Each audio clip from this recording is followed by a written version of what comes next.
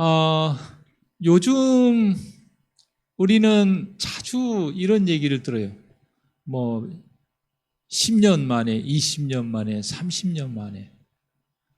정말 예전에는 일어나지도 않고 경험할 수도 없었던 일들을 한 해, 두 해, 세 해 만에 수십 년 만에 경험할 것들을 경험하고 있습니다.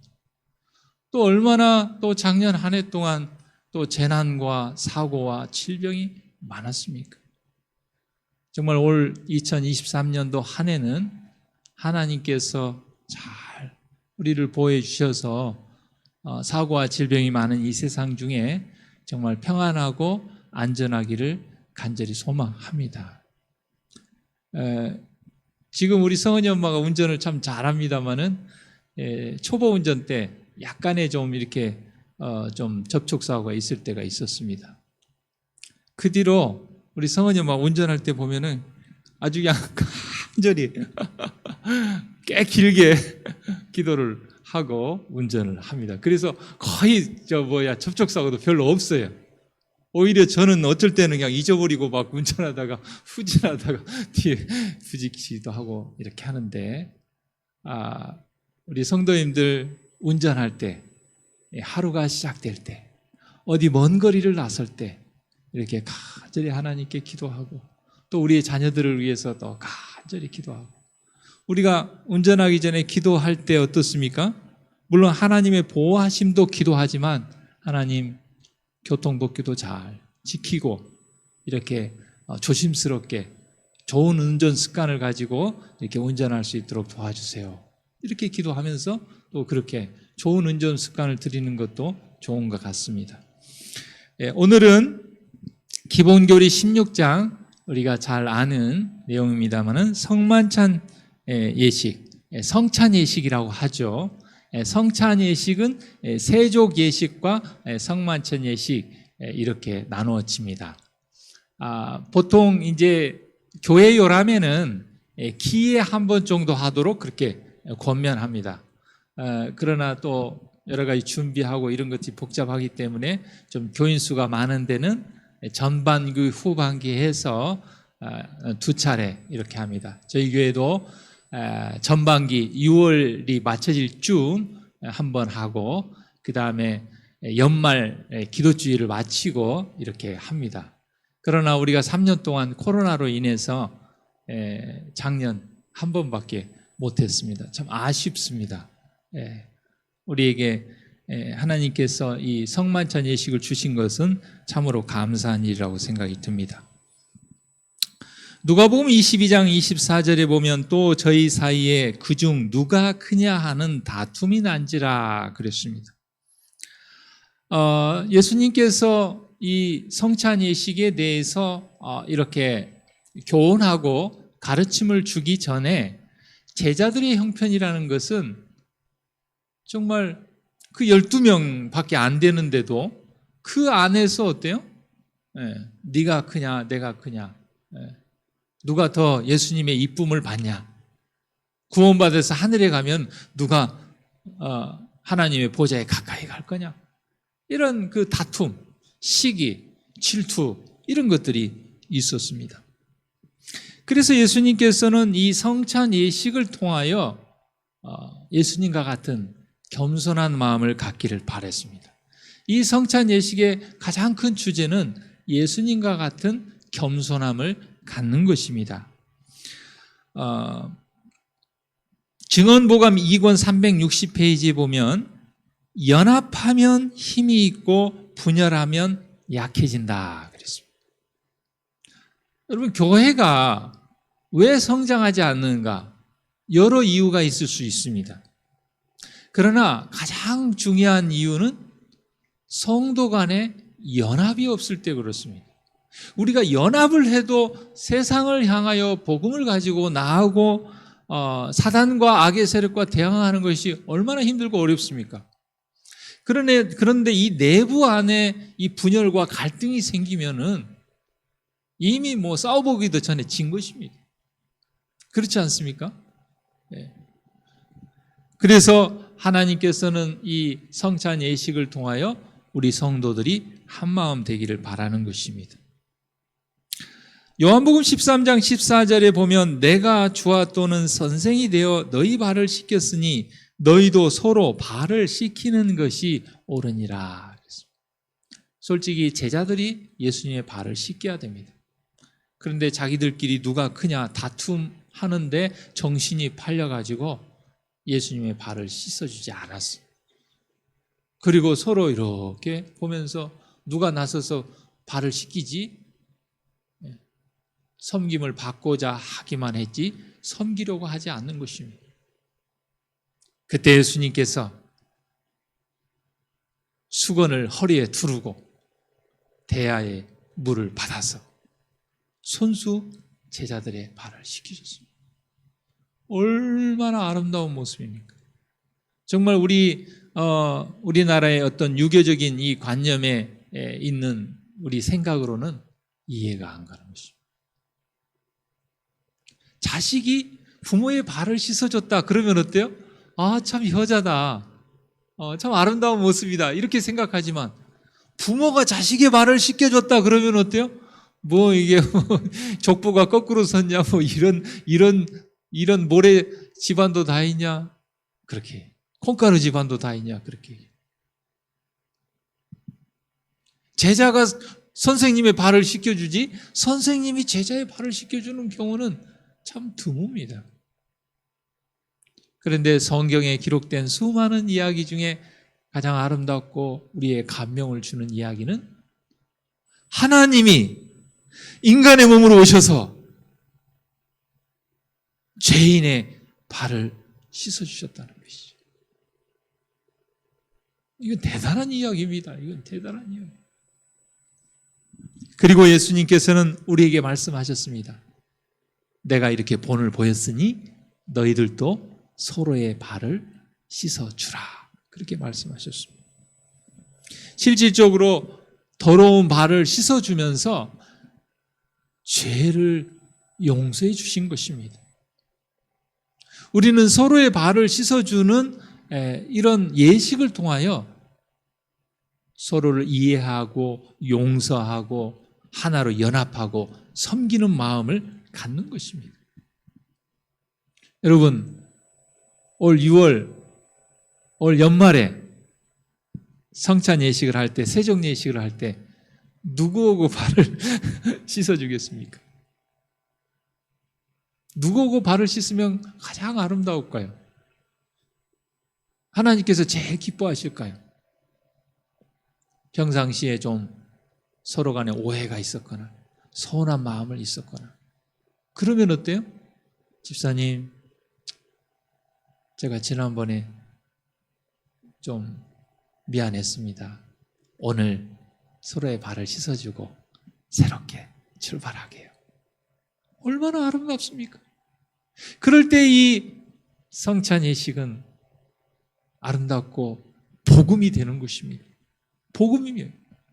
그래서 제가 신학을 공부할 때 교수님들께서 말씀하시기를 이 성만찬 예식 할 때는 설교를 길게 하지 말라. 그 자체가 설교고 그 자체가 복음이다. 행동으로 나타나는 복음이다. 그렇게 말씀하셨어요. 그런데 아무 생각도 없고 아무런 회개도 없고 그냥 뭐 늘 하던 거 뭐 누가 서로 뭐 발 잘 씻겨주기 경쟁합니까? 그런 거 아닙니다.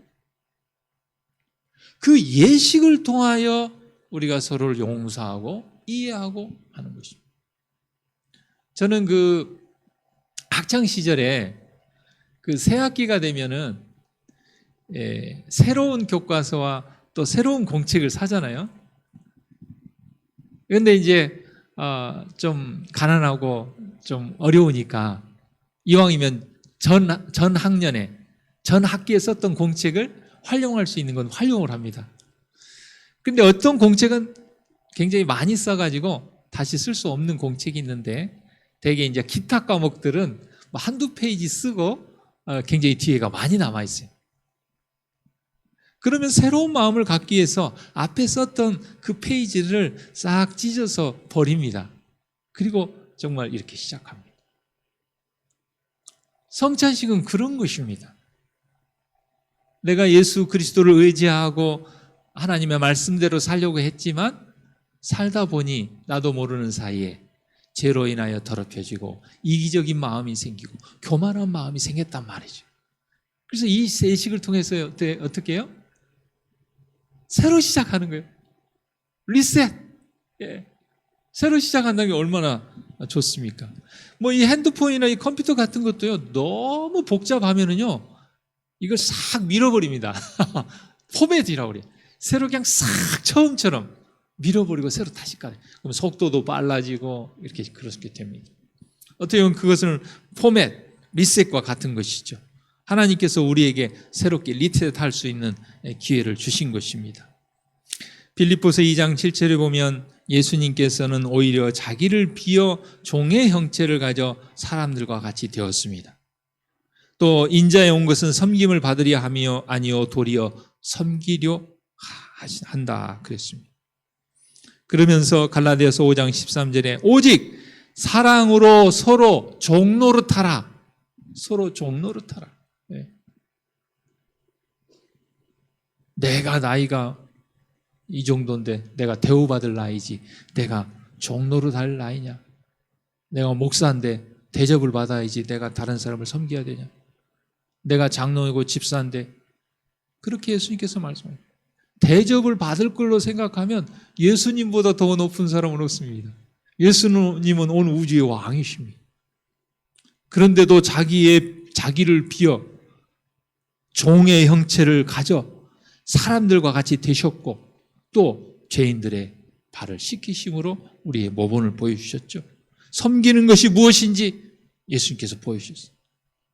하나님을 믿는 삶이 무엇인지, 신앙이 무엇인지를 예수님이 보여주셨습니다. 그러면서 사랑으로 서로 종노릇하라. 그러니까 서로를 섬기는 거예요. 나는 섬기는데 한쪽에서는 딱 이렇게 있으면 그렇잖아요.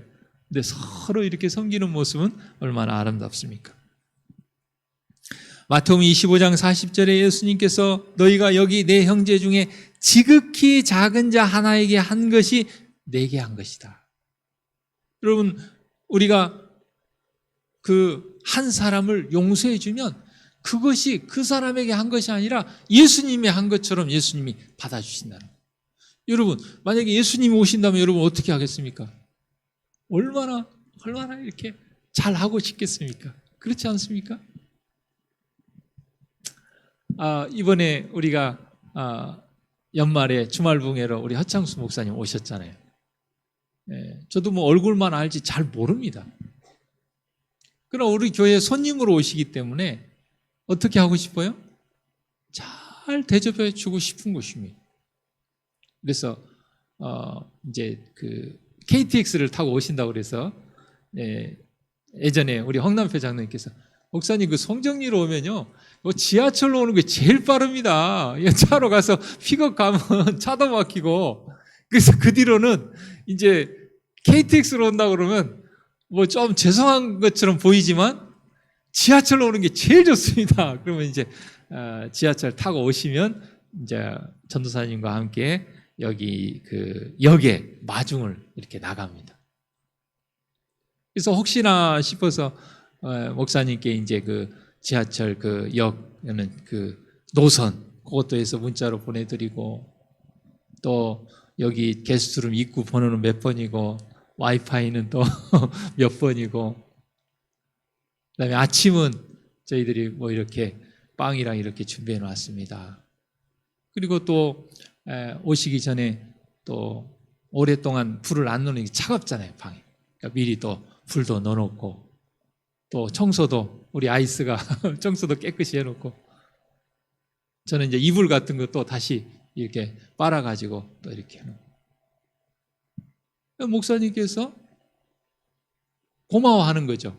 또 우리 정혜 집사님 또 선물도 해서 주시고 그래서 오늘 한 두 번이나 전화 오셔서 올라가셔서 이제 도착하셔서 감사하다 전화를 하시고 또 어젠가는 지회하고 지금 아주 긴밀하게 이야기를 하고 있는데 아주 긍정적으로 지금 검토를 하고 있다고 얼마나 적극적으로 이렇게 도와주시는지 정말 제 마음에 이런 마음이 들더라고요. 저렇게 열심히 해서 도와주시는데 정말 안 돼도 감사하다 이런 마음이 들 정도로 그렇게 하시는데 아마 잘 될 겁니다. 목사님이 그러시요. 정말 막 내 일처럼 내 교회처럼 그렇게 하시요. 꼭 연합해서 오셔서가 아니라 교회에 처음 온 사람이라 할지라도 우리가 그 사람을 대하는 것이, 그러니까 우리 김명순 집사님이 안장로님을 대하는 것은 예수님을 대하듯이 해야 돼요. 안장로님이 우리 김명순 집사님을 대할 때 예수님을 대하듯이 하라는 거예요. 우리가 서로 그렇게 하라는 거예요. 그러면 가정은 얼마나 행복할 것이며 교회는 얼마나 아름다운 교회가 되겠습니까? 그렇잖아요. 우리가 이 건물을 아름답게 하는 것도 중요하지만 예수님이 이 교회 안에 있을 때 그것처럼 아름다운 교회는 없는 것입니다. 예수님이 우리의 가정에, 우리의 일터에, 우리의 교회에 머무신다는 것은 우리가 서로를 대할 때 예수님을 대하듯이 그렇게 대하는 것을 이야기합니다. 그래서 예수님께서 지극히 작은 자에게 한 것이 나한테 한 거하고 똑같다 그렇게 말씀하셨어요. 아이고 저 사람 별 볼 일 없는 사람이야. 그러면 우리는 예수님을 잘못 대하는 것이다 그 말입니다. 그래서 우리가 성찬 예식 중에 먼저 세종 예식을 먼저 합니다. 그래서 서로의 발을 씻어주는데 베드로가 나서서 예수님께 그랬어요. 아이고 예수님 이왕이면 발만 씻지 말고요 그냥 다 씻어주세요 그랬어요. 그러니까 예수님께서 요한복음 13장 10절에 이렇게 말씀하셨어요. 이미 목욕한 자는 발밖에 씻을 필요가 없다 그랬어요. 이미 목욕을 했다는 것은 뭐냐면 침례를 받았다는 것이죠. 침례를 통해서 이미 거듭남의 경험을 했기 때문에 다시 침례를 받을 필요는 없다. 그러나 세상을 살다 보니 죄의 유혹을 받고 또 이렇게 발이 더러워진 것처럼 우리의 영혼이 더러워졌으니 그냥 발만 씻으면 된다. 발을 씻으면서 또 새롭게 출발하면 된다. 여러분 우리가 간혹 이런 분들이 있어요. 목사님 제가 너무 세상을 막 산 것 같아요. 침례 좀 다시 받고 싶어요. 그래요. 그러면 물론 이제 재침례를 받는 사람들이 있어요. 뭐 정말 아주 세상으로 나가가지고 막 그냥 진짜 말 그대로 막 살아가지고 정말 다시 재침례를 받아야 될 사람이 있습니다. 이런 양 중에. 그러나 뭐 그런 엄청난 그런 게 아니고 우리가 세상에 살다가 이렇게 정말 이 죄악 세상에 죄에 물들고 경험한 그런 경험이 있는 사람은 다시 구태여 재침례를 받으려고 하지 말고 뭐 하면 돼요? 이 성찬 예식을 통해 세족 예식에 참여하면 그것이 그걸 역할을 하는 것이죠. 아이고 목사님 발 씻어갖고 됩니까? 그래도 다시 물에 들어가야죠. 그렇다고 하면 이 예식을 가볍게 생각하는 거예요. 이 예식은 다시 물에 들어가는 것 못지않게 똑같은 예식이에요. 우리가 어떤 마음으로 회개하느냐 달려있는 것입니다. 그래서 이미 목욕한 자는 이미 침례를 받았으니 다시 침례를 받을 필요가 없다. 그러니까 우리의 마음에 다시 좀 침례받고 새로 시작하고 싶다. 이런 마음이 들면 이 성찬 예식에 세족 예식에 참여하면 됩니다. 빌립보서 2장 3절에 오직 겸손한 마음으로 각각 자기보다 남을 낮게 여기고. 여러분 우리가 나보다 다른 사람을 낮게 여깁니까? 아니면 다른 사람보다 나를 더 낮게 여깁니까? 우리는 우리도 모르는 사이에 당신이 뭘 알아? 그래도 내가 더 많이 알지. 이런 생각을 가질 때가 많아요. 내 생각, 내 경험, 내 주장이 항상 옳다고 생각할 때가 많아요. 저부터도 그런 것 같아요. 그런데 항상 예수님이 기도하듯이 어떻게 기도해야 됩니까? 하나님, 만약 제 생각보다 다른 사람의 생각이 더 낫다면 그것을 용납하고 받아들일 수 있는 마음을 주세요. 네, 이게 중요한 것이죠. 이 예식은 그런 예식입니다. 다른 사람을 존중하고 다른 사람을 낮게 여기고 다른 사람을 섬기려는 그런 마음을 갖는 예식입니다. 그 다음에 두 번째는 이제 세종 예식을 마치면 이제 성만찬 예식을 합니다. 그래서 우리가 떡과 포도즙을 나누어 먹습니다. 예수님께서 요한복음 6장 54절에 이렇게 말씀하셨습니다. 내 살을 먹고 내 피를 마시는 자는 영생을 가졌고 마지막 날에 내가 그를 다시 살리리라 그랬습니다. 안상홍 증인회에서는 유월절을 지켜야 된다고 그래요. 그래서 그건 영원한 규례이기 때문에 그 안상홍 그분이 그 유월절을 발견했기 때문에 하나님이다. 유월절이 뭐 그분이 발견했습니까? 옛날부터 쭉 있어 왔던 것이죠. 그런데 그 유월절 예식은 예수님을 표상한 거기 때문에 그건 의문의 율법이라고 합니다. 그래서 예수님이 십자가에 달려 죽으심으로 그건 의문의 율법은 폐했어요. 그 대신 그 정신과 그 예식을 물려받은 것이 이 성만찬 예식이에요. 그러니까 그 사람들이 딱 이렇게 다른 교파 사람들을 만나면 물어보는 게 뭐예요? 유월절 지킵니까? 물어봐요. 유월절 의문의 율법 안 지키는데 그러면 막 이제 성경을 들어가면서 자기들의 논리를 펴면서 이렇게 틀렸다고 얘기해. 그러니까 여러분 혹시 그런 사람 만나서 김교희 집사님한테 그 안상홍 증인의 교인이 만나서 유월절 지키나요? 그럼 뭐라고 그래야 돼요? 우리 유월절 지키죠. 성만찬 예식을 통해서 유월절을 지킵니다. 그렇게 대답하면 돼요. 네, 그렇습니다. 이 성만찬 예식은 유월절 예식을 이어받은 거예요. 그 정신. 유월절 예식의 정신이 뭡니까? 예수 그리스도의 피의 보혈로 구원을 받았다는 것이죠. 그걸 기억하는 것입니다. 출애굽기 12장 7절과 8절에 보면 그 피로 양을 먹을 진문, 좌우, 설주와 임방에 바르고 그 밤에 그 고기를 불에 구워 무교병과 쓴 나물과 아울러 먹었다 그랬습니다. 여기서 그 피는 요한복음 15장 1절에 내가 참 포도나무요. 포도나무 되시는 예수 그리스도. 그 포도즙을 통해서 예수 그리스도의 보혈, 피를 상징하는 것입니다. 예수님의 십자가의 희생과 헌신을 이야기합니다. 그리고 떡은 뭡니까? 예수께서 가라사대 내가 곧 생명의 떡이다 그렇게 말씀하셨어요.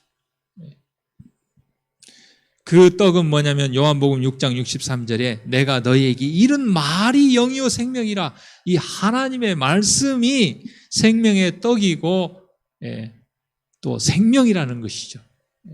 그래서 우리 집사님들이 만든 그 떡은 그것은 예수 그리스도를 표상하고 하나님의 말씀을 표상하는 것입니다.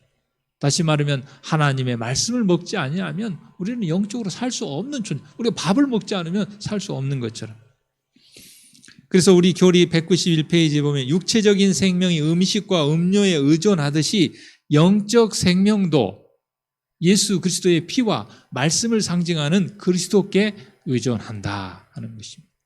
우리가 그리스도를 떠나서는 아무것도 할 수 없는 것입니다.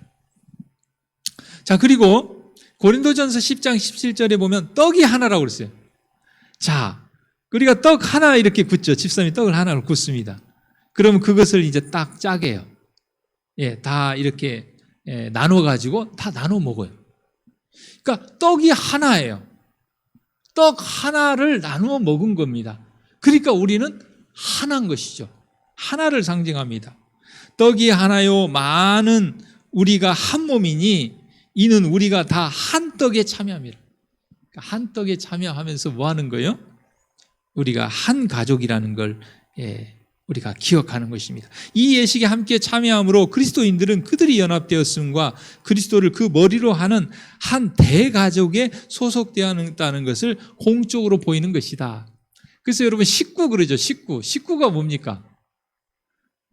여기 보면 음식 식자에다 입구자예요. 한솥밥 먹는 사람이 식구예요. 그렇죠? 심지어는 깡패들도 뭐라고 그래요? 우리 한 식구다 그래요. 그래서 깡패들도 의리가 있어요. 자기들끼리. 우리가 뭡니까? 한 식구예요. 한 가족이에요. 가족. 우리가 그리스도 안에서 하나예요. 그래서 떡도 어때요? 하나를 가지고 나누는. 우리는 한솥밥을 먹고 사는 사람들이다 그 말이죠.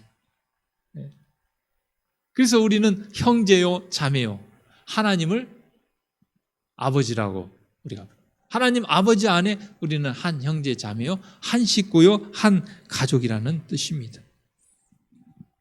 이 거룩한 특권의 기회를 등한히 여기는 자들은 큰 손실을 당할 것이다 그랬어요. 근데 많은 사람들이 이 예식을 가볍게 생각해요. 물론 미리 준비하는 게 중요하죠. 예식이 있기 전에 미리 마음도 준비하고 또 목욕도 하고, 그래서 예식에 참여하는 건 얼마나 큰 특권입니까? 얼마나 좋은 기회입니까?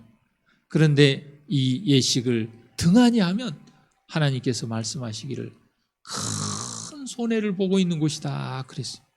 여러분, 우리는 정말 1,000원 한 장 손해보는 것도 아까워하면서 이 거룩한 예식을 손해보는 것을 가볍게 생각하지 않기를 바랍니다. 그래서 이 예식이 있을 때 미리 광고하면 마음도 준비하고 또 회개하고, 그래서 정말 거룩한 예식이 될 수 있도록 그렇게 하면 좋겠습니다. 이 잔은 내 피로 세우는 새 언약이다 그랬어요. 새 언약이라는 게 뭡니까? 다시 약속을 하는 거예요. 하나님과 약속을 했어요. 그런데 정말 육신이 연약하여 우리가 그 약속을 어겼어요. 죄를 졌어요. 그래서 이 예수 그리스도의 보혈을 상징하는 이 포도즙을 먹으면서 다시 결심하는 거죠. 다시. 여러분, 왜 화요일날 예배 드립니까? 성경에 화요일 저녁에 예배 드리라는 게 성경에 있습니까? 화요일 저녁 예배는 왜 드리죠? 성경에도 없는데. 우리가 안식일 지나서 일요일, 월요일, 화요일 딱 중간에 우리의 신앙이 해이해질까 봐 중간에 또 이렇게 한번 예배를 드리면서 기도하면서 안식일을 향하여, 징검다리잖아요. 징검다리. 우리가 이렇게 굉장히 먼 거리를 뛰려면 얼마나 어렵습니까? 근데 징검다리가 있으면 어때요? 탁탁 뛸 수 있죠. 그래서 새롭게 다시 결심하고 새롭게 시작하는 것입니다. 너희가 이 떡을 먹이며 이 잔을 마실 때마다 주의 죽으심을 오실 때까지 전하는 것이다. 예수 그리스도의 십자가와 그 다음에 예수님 재림, 이 중간중간에 이 성만찬 예식, 징검다리가 있어서 예수님의 재림 때까지 우리의 믿음과 신앙을 지키는 것입니다. 성만찬 예식은 신앙을 공언하는 신자들을 위한 것이다. 어린이들은 침례를 받지 않았다면 이 예식에 참여하지 않는 것이 관례이다. 그래서 아직 이 예식에 뭐 손발을 씻어주고 발을 씻어주고 떡과 포도주를 먹고, 이거보다도 더 중요한 게 뭡니까? 이 예식의 의미를 알고 새로운 그 결심과 거듭남의 경험을 해야 되는데, 아직 어린아이들은 그걸 이해를 못하니까, 그래서 무시해서 그렇게 하는 것이 아니라 그런 의미를 깨달을까지 이렇게 기다려 주는 것이죠. 어린이들은 예식의 깊은 의미를 이해할 수 있는 나이가 되고 침례를 받음으로 자신을 그리스도께 헌신하기까지는 참여시키지 않도록 하라, 그렇게 얘기했습니다. 그러므로 누구든지 주의 떡이나 잔을 합당치 않게 먹고 마시는 자는 주의 몸과 피를 범하는 죄가 있느니라. 사람이 자기를 살피고 그 후에야 이 떡을 먹고 이 잔을 마실지니 주의 몸을 분변치 못하고 먹고 마시는 자는 자기의 죄를 먹고 마시는 것이니라. 이 고린도전서 11장 27절과 29절 말씀을 가지고 많은 사람들이 이 예식을 참여하지 않는 경우들이 있어요. 이건 참으로 아이러니한 겁니다. 성경에서 하나님께서 이 말씀을 하신 것은 자격이 된 사람만 성만찬 예식에 참석하고 자격이 안 되면 빠지라. 만약에 자격도 안 되는데 여기 예식에 참여하면 그건 죄가 된다. 그런 말이 아니에요. 자격을 얘기한 것이 아니고 여기에서 말하는 것은 태도를 이야기한 겁니다. 참석할 자격이 없는 사람에 관한 것이 아니라 참석자들의 그릇된 태도를 이야기하는 거예요. 진정으로 회개하고 회심하지 않고 이 예식에 참여하지 말라. 그러면 이 예식의 의미가 없다. 그러니까 뭐하라? 진정으로 자복하고 회개하고 용서하고 이 예식을 할 때에 이 예식의 의미가 있다. 그런 말입니다. 아이고 집사님 오늘 성만찬 왜 안 하셨어요? 아이고 오늘 교회 오면서 남편하고 싸워가지고 기분이 나빠가지고요. 괜히 이 예식에 참석하면은 죄를 범하는 것 같아서 안 했어요. 그러니까 이 예식을 해야죠. 싸우고 왔으니까. 싸우고 왔으니까 더 이 예식을 해야 맞죠? 안 그렇습니까? 그렇죠. 네. 그래서 이 예식에 참여하면서 뭐예요? 다시 서로를 용서하고. 그럴 때 이 예식이 복스러운 예식이 되고 복음이 되는 것이죠. 그러라고 이 예식이 있는 거거든요. 근데 오히려 싸우고 기분이 나빠서 이 예식을 안 한다. 요즘 뭐 일이 잘 안 돼가지고 그래. 일이 안 되니까 더 이 예식을 해야 되죠. 마음이 불편하니까 더 이 예식을 해야 되죠. 그런 사람을 위해서 하나님께서 이 예식을 우리에게 주신 것입니다. 그러니까 이렇게 마음이 이렇게 대면하고 마음이 안 되면 안 될수록 불편하면 불편할수록 속이 상하면 상할수록 더 이 예식을 해야 되는 것입니다. 그리스도의 모보는 성만찬 예식에 사람들을 제해하는 것을 금하신다. 공개된 죄에 대하여 죄지은 자를 제해하는 것이 사실이다. 그러나 이 이상은 아무도 판단해서는 안 된다. 심지어는 예수님이 누구도 이 예식에 포함시켰어요? 유다. 예수님이 유다 마음 다 읽으시잖아요. 벌써 딱 보니까 예수님 팔려고 사단이 그 마음에 탁 들어가 있어요. 그런데도 예수님은 유다를 이 예식에서 제외하지 않았어요. 왜요? 이 예식을 통해 유다도 회개하라고. 네. 그런데 유다는 회개하지 않았죠. 그래서 마지막 기회를 놓쳐버린 것이죠, 유다가. 그러니까 유다와 같은 사람도 이 예식에 참여했다는 걸 우리 기억하게 되기를 바랍니다. 우리가 이 세상에서 아무리 죄를 져도 예수님 팔아먹는 유다만 하겠습니까? 그렇잖아요. 유다도 이 예식에 참여했어요. 우리가 유다와 같은 형편에 처한다 할지라도 이 예식에 꼭 참여하기를 바랍니다. 그러나 유다처럼 이 예식의 유익을 보지 못하는 그런 어리석은 사람이 되지 말고 오히려 이 예식을 통해서 예수님을 팔아먹으려던 그런 마음을 가진 유다가 회개하고 돌이켜서 하나님의 참 제자가 된다면 이 예식은 정말 아름다운 예식인 것이죠. 사업상 저지른 부정직한 거래를 자복하고 성급하게 말한 무분별한 말들과 마음속에 품고 있던 죄들을 자복합니다. 세종 예식 때 우리는 이걸 해야 됩니다. 사업을 하면서 우리가 부정직했던 거 그거 회개해야 됩니다. 그냥 성급하게 말해서 상대방의 마음에 상처를 줬던 거 아이고 그때 그 말을 안 해야 되는데 왜 괜히 그 말을 해가지고 사람의 마음을 상하게 했을까?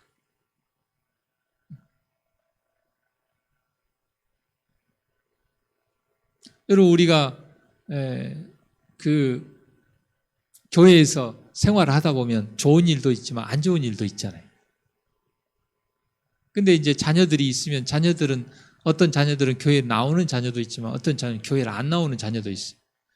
근데 교회도 안 나온 자녀 앞에서 아이고 오늘 장로님 목사님하고 막 교회에서 대판 싸우더라. 그러면 그 교회 안 나오는 자녀가 뭐라고 생각하겠어요? 아니 근데 어머니는 뭐 그런 교회를 왜 다녀요? 자기도 안 나올 뿐만 아니라 어머니가 그런 교회를 왜 다니냐고요. 어떻게 해야 돼요? 그건 하나님께 기도하고 하나님 교회가 분열되지 않고 연합되게 해주세요 하고 연약한 사람들에게는 그런 말을 할 필요가 없어요. 괜히 그런 말을 해서 그렇지 않아도 교회 안 나온 사람 더 안 나오게 할 필요가 없는 것이죠.